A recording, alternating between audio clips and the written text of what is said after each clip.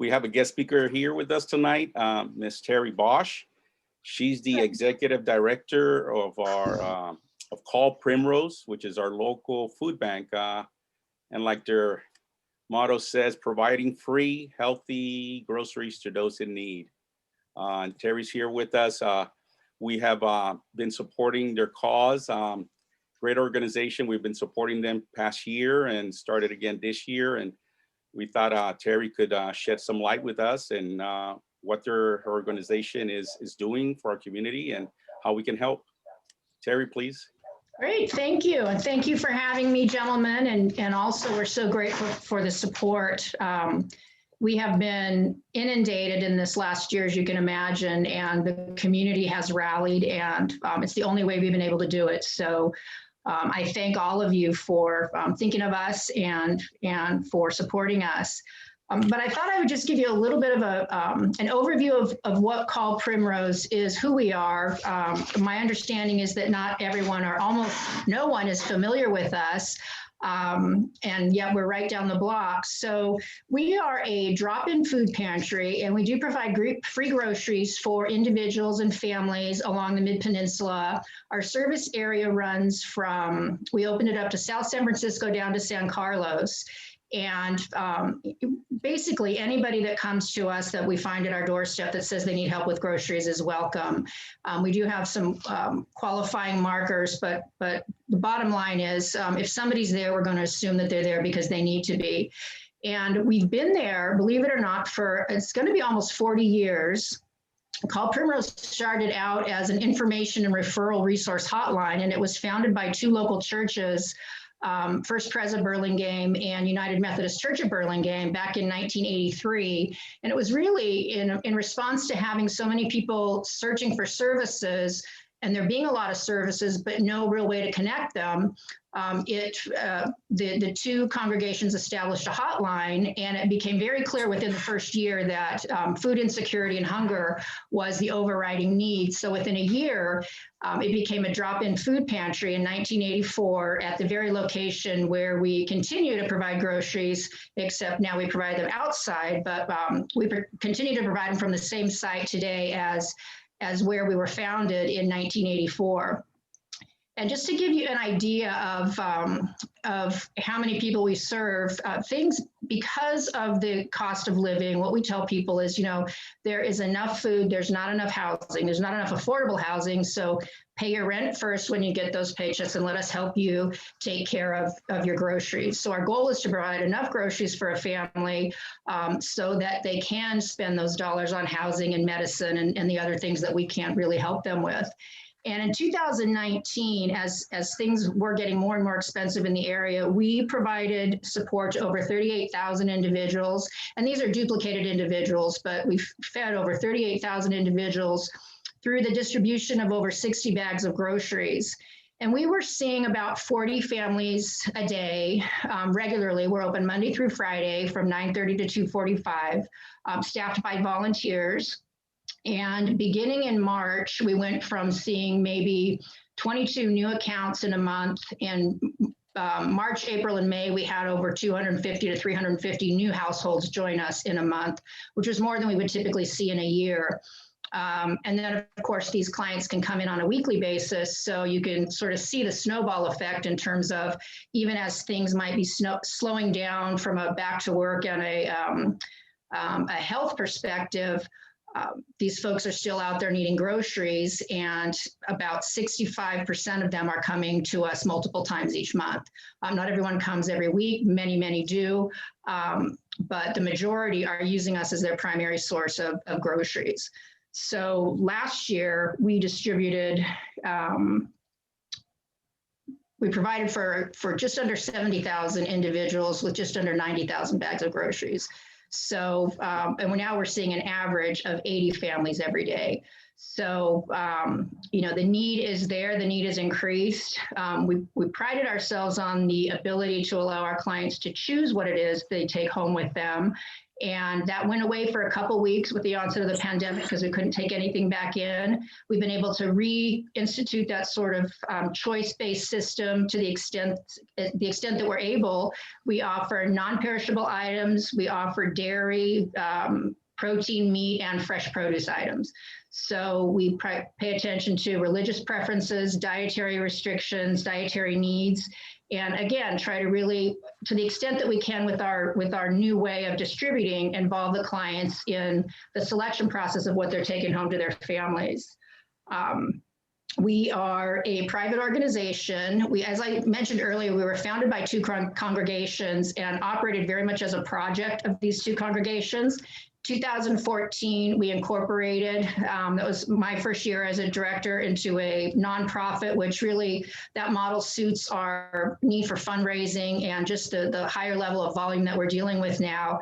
And so we've been operating that way since we've been in business as a nonprofit since 2015, and still very much supported by the two congregations that founded us, as well as many, many other congregations, service groups, schools, clubs, individuals, and some of our local governments also provide us with small grants. So we are privately funded. Every year we start all over again. And again, we're grateful for the support from a financial standpoint, from a volunteer standpoint, and just from a communication standpoint that we get from the community. And just to kind of give you a rough idea of where our clients are coming from, about just under 50% reside in the city of San Mateo. We actually have 14% of the clients we serve live in the city of Burlingame, and people are surprised to hear that there's actually that much hunger right here in our city. We also have clients that live in Hillsborough, particularly retired folks that are outliving their retirement income, own their home, but really have no remaining income stream. And we also have about 4% of the folks we serve that who we refer to as in transition, but primarily these are folks that are homeless. They might be living in vehicles, they might be living on the streets, they might be living on motel vouchers, so they have limited access to refrigeration and cooking. And we have a special group of products and items that we provide to those folks too, just so that we can stick with our main goal of being able to say yes to everybody that winds up on our doorstep. So many folks are so used to being told no that we feel like this is one place where, as I think I mentioned to the gentleman when they came by, what we do is not easy, but it's very simple. We feed people. So in a nutshell, that's who we are. We've kind of gone, at times we've offered rental assistance, at times we've offered gas money. We, since I've been here, the goal is just to do one thing so that we can do it very, very well. And again, so that we can say yes to everybody that winds up on our doorstep. So I think we talked about maybe entertaining some questions. If anybody has anything specific they'd like me to expand on, a little more they'd like to know about our organization. Thank you, Terri. Let me start off with a question, if I may. Sure. Now, you mentioned it sounds like there's no criteria in the sense of you do not look at financial records or needs. It's basically if somebody shows up at your doorsteps, you will provide for them. It is self-reported, so they do have to, the mind-blowing thing is how many people qualify now. There's certain products that are USDA issued, so we do have to have them self-certify that they fall below a certain level of income. And if they wind up above it, we have other products that we provide that we purchase ourselves or that are donated from Second Harvest and so forth. So, so in that regard, we do have to collect income information. We do have to certify as USDA qualified or non-USDA qualified. Primarily, we're making sure that they reside in our service area. But beyond that, we request only proof of residency, not income statements, nothing along those lines. We just want to remove the barriers to folks that really need our services, because they typically are the folks that have the toughest time getting their hands on those pieces of paper and those documents. Thank you. Mm-hmm.